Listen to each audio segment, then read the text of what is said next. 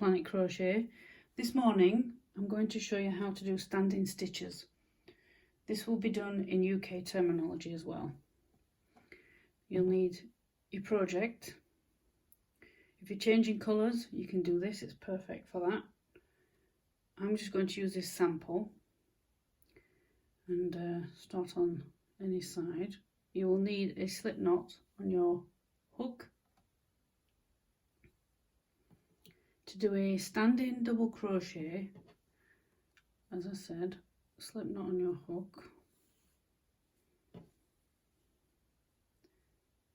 and to do a double crochet you put your hook in the stitch, draw up a loop and pull through, and then you can carry on as normal.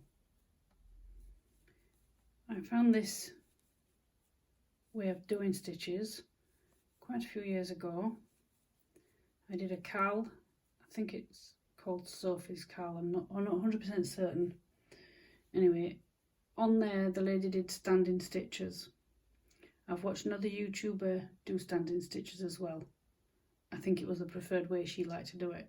It's not my always preferred way to do it, but it's always an option. And there you go. So it doesn't look any different. You go all the way around or backwards and forwards and then join in as normal. That's your double crochet. Again, you'll need a slip knot for your half treble, and for a half treble you yarn over and do your stitch as normal. But to do a standing one it's the same way. Yarn over, go in your stitch, pull up a loop. Now you don't want this too baggy, but you don't want it too tight either. So your half treble is yarn over and pull through all 3 loops. And there you go. We'll just go a little ways. Conventional way that I've seen most crocheters to do stitches, even with new colours, is to join on with a slip stitch, either tie on, slip stitch and so on, or you can do a chain way of doing it as well. So you join at the bottom in your stitch, do so many chains. So for a double crochet I've had patterns where it says just 1 chain and that counts as a double crochet, 2 chains for a half a treble and 3 chains for a treble, etc., and you go up and up and up, 1 up every time you go a higher stitch.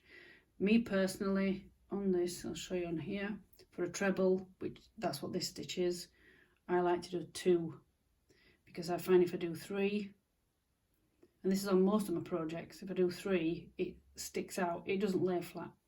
That's just a personal preference. So there's your half treble. Pull it out again. You need your slip knot on your hook, and this is your treble. Same as the half, yarn over. You'll notice I'm holding the tail because I want a little bit of tension in your stitch.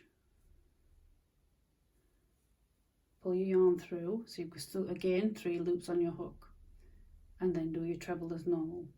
Yarn over, pull through 2, yarn over. Now you see this bit here, you see that, how long that is going to make it baggier.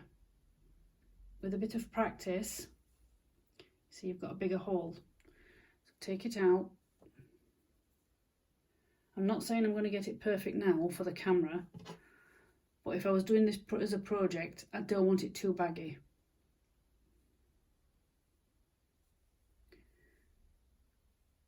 So at the start, you've got your 3 loops on your hook.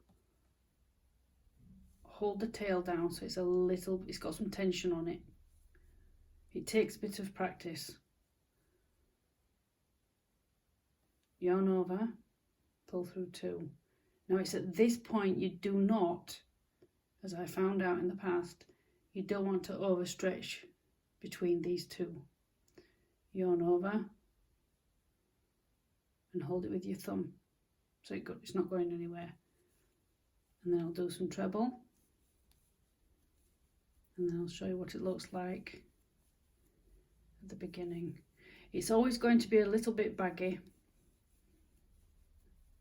but you can just practice and practice on some scrap, so you're not making, you know, you're not stretching your stitches out. Have a practice. I think it's a great alternative to having your chains. So you know, you have your chains like that. Now on this granny I can't do that really, because I'd be having lots of tails at the back, even though I'm using the same colour. But if you're changing colour, try it. Try your standing stitch, whatever stitch you're using. But that's why I use 2 chains. So even though you can see the join when you're looking, it's not sticking out, so it's not so obvious.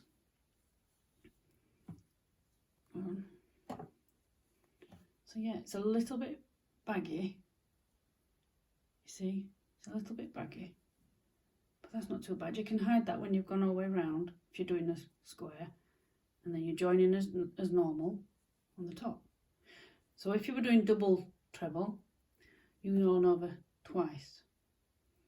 And as I said, try not, the last pull through, try not to stretch it, because you don't want that gaping any more than that, because you don't want it baggy when you come round and you join on again.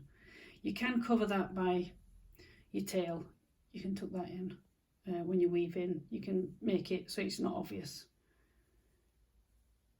So that's just an alternative for your double crochet, half treble and your treble crochet when you're changing colours.